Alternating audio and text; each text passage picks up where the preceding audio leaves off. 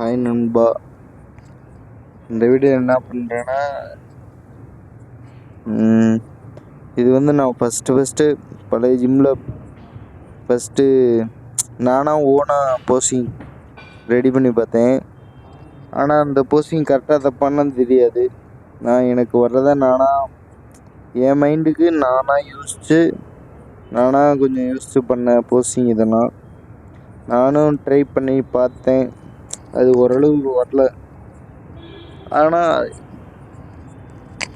கொஞ்சம் நல்லா ப்ராக்டிஸ் பண்ண ஓகே சக்ஸஸ் இதில் பண்ணால் கொஞ்சம் சக்ஸஸ் ஆயிருன்னு சொல்லி பண்ண ஆரம்பித்தேன். ஆனால் லெஃப்ட் ஹேண்டுக்கு வந்து கொஞ்சம் பிரச்சனை. அதனால் லெஃப்ட் ஹேண்டு மட்டும் கொஞ்சம் அன்பேலன்ஸ் ஆயிரும். அதான் என்ன பண்ணேன், கீழே விழுந்து படுத்து எந்திரிப்பேன், கையை ஊண்டாமல் எந்திரிப்பேன். கையை ஊன்னா கொஞ்சம் பேலன்ஸ் இருக்குது, அதனால் கையை ஊண்டாமல் எந்திரிப்பேன். எந்திரிச்சு கால் ரெண்டையும் விரித்து உட்காந்து போஸ்டிங் கொடுக்கணும். இது ட்ரை பண்ணிக்கிட்டு இருக்கேன். அடுத்து இதில் வந்து எனக்கு போஸ்டிங்கே தெரியாது. எனக்கு தெரிஞ்ச போஸ்டிங்கை நான் கொடுத்துட்ருக்கேன். போட்டு லெஃப்ட் ஹேண்டுக்கு ஃபஸ்ட்டு போடுறேன் ஆர்ம்ஸு. ஸோ லெஃப்ட் ஹேண்டு வந்து கொஞ்சம் பவராக இல்லாதனால இப்போ ரைட் ஹேண்டுக்கு மாற்றேன். ரைட் ஹேண்டில் போடுறேன். ரைட் ஹேண்டில் நல்லா போஸ்டிங் போட்டு பார்க்குறேன். இந்த மாதிரி தான் கொஞ்சம் ப்ராக்டிஸ் பண்ணிக்கிட்டேன் ஃபஸ்ட்லாம் ஜிம் போஸ்டிங் என்ன எதுவுமே தெரியாமல் இருந்தேன். அதுக்கடுத்து கொஞ்சம் டெய்லி ஜிம்முக்கு போனால் உங்களுக்கே ஆட்டோமேட்டிக்காக தெரியும். ஸோ எல்லோரும் ஜிம்முக்கு போங்க. ஜிம்முக்கு போய் உங்களுக்கு எந்த போஸ்டிங் நல்லா வருமோ அந்த போஸ்டிங்கை நல்லா போட்டு ப்ராக்டிஸ் பண்ணி பாருங்கள். முடிஞ்சாலும் நீங்களாக க்ரியேட் பண்ணுங்கள் போஸ்டிங். அதான் கொஞ்சம் பெஸ்ட்டாக இருக்கும், உங்களுக்குன்னு ஒரு அடையாளமாக இருக்கும். ஸோ நானும் அப்படி தான் யோசித்தேன். பட் நான் போடுற போஸ்டிங் வந்து பண்ணக்கூடாது. ஏன் இந்த டேன் அப்படின்ற க்ரீம் அப்ளை பண்ணியிருப்பாங்க உடம்புல. ஸோ அது வந்து தரையில் படுத்து எந்திரிக்கிறப்ப தரையில் ஒட்டிக்கிறோம். அதனால் அது மட்டும் பண்ண வேணாம்னு சொன்னாங்க. ஸோ இப்போ தான் சொன்னாங்க, எனக்கு அப்போல்லாம் தெரியாது. நான் தான் ப்ராக்டிஸ் பண்ணிக்கிட்டேன். அதுக்கடுத்து இப்போ தான் சொன்னாங்க பண்ணக்கூடாதுன்னு. அதுக்கப்புறம் தான் தோணுச்சு சரி பண்ணக்கூடாது போல் அப்படின்னு.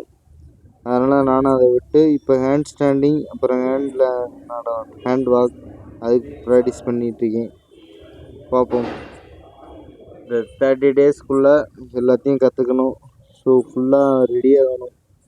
பார்ப்போம், முடிஞ்சளவு முயற்சி பண்ணுவோம். நானும் பண்ணிட்டு தான் இருக்கேன். பார்ப்போம். இது வந்து பெல்ட்டி வந்து எனக்கு சின்ன வயசுலேருந்தே வரும். ஸோ அதனால் அதுக்கும் நான் நல்லா ப்ராக்டிஸ் பண்ணுவேன். எனக்கு மோட்டிவேட்டே தலையில் நிற்கிறது, நடக்கிறது, அது பண்ணாலே எனக்கு மோட்டிவேட் ஆயிரும். ஐயோ பண்ண முடியல, நிறையா இதாகும். நிறையா தடவை கீழே விழுந்திருக்கேன், நிறைய தடவை கையில் அடிபட்டிருக்கு. நம்ம ஹேண்ட் ஸ்டாண்டிங் ஃபஸ்ட்டு வராதனால தலையை சவத்தில் வச்சு நின்று பழகிட்டு இருக்கேன். ஸோ இந்த மாதிரி நிற்கிறப்ப நம்ம ஹேண்டுக்கு கொஞ்சம் ஸ்ட்ரென்த்தன் ஆகும். ஸோ ஜிம்முக்கு வந்தால் ஒரு 50 மினிட்ஸ்னாச்சும் நான் ட்ரை பண்ணுவேன். ஸோ அதனால் நான் ஜிம்முக்கு போகிறது ஃபஸ்ட்டு நல்லா ஒர்க் அவுட் போடுவேன். ஒர்க் அவுட் போட்டு அதுக்கப்புறம் லாஸ்ட்டாக கொஞ்சம் டயர்டாகி இருப்போமா, அப்போ வந்து ஹேண்ட் ஸ்டாண்டிங் இந்த மாதிரி பண்ணி கொஞ்சம் எக்ஸசைஸ் பண்ணுறது இந்த மாதிரி பண்ணிகிட்ருப்பேன். இது வந்து இந்த மாதிரி பண்ணுவேன். ஆனால் செவத்து இல்லாமல் பண்ணுறது கஷ்டம். இப்போ இந்த கை பேலன்ஸ் இல்லாதனால.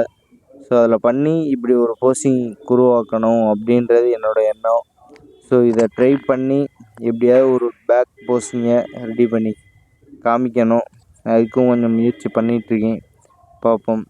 இது ரோல் பண்ணி அப்புறம் இது படுத்துக்கிட்டு எந்திரிக்கிறது இது வேணால் ஆனால் பண்ணக்கூடாது. ஸோ ஏன்னா ஸ்டேஜ் ஏறினா நம்ம இதாகும், டேன் அப்ளை பண்ணதெல்லாம் இதாகும். ஃபஸ்ட்டு சொல்லியிருப்பேன், அதனால் இது பண்ணக்கூடாது. ஸோ இருந்தாலும் நான் என்னோடய ஃபிட்னஸ்க்காக நான் விட்டுறக்கூடாது அப்படின்றதுக்காக பண்ணிகிட்ருக்கேன்.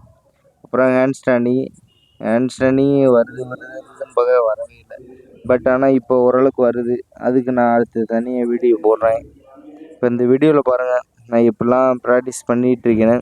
நீங்களும் கொஞ்சம் இந்த மாதிரி கற்றுக்கணும்னு நினச்சிங்கன்னா என் வீடியோ பார்த்து உங்களுக்கு ஏதாவது கொஞ்சம் யூஸ் ஆகுறத எடுத்துக்கோங்க, யூஸ் ஆகலைன்னா விட்டுருங்க. ஸோ இந்த மாதிரி முயற்சி பண்ணுங்கள். நீங்களும் எதுவுமே முடியாது, எதுவுமே வராது அப்படின்னு சொல்லாதீங்க. ஸோ நம்மளால் எல்லாமே முடியும், எல்லாமே வரும் அப்படின்னு சொல்லிட்டு முயற்சி பண்ணிகிட்டே இருங்க. கண்டிப்பாக என்னைக்காச்சும் ஒரு நாள் சக்ஸஸ் ஆகும். சக்ஸஸ் ஆகவே முயற்சி பண்ணுங்கள். Thank you friends. தேங்க்யூ.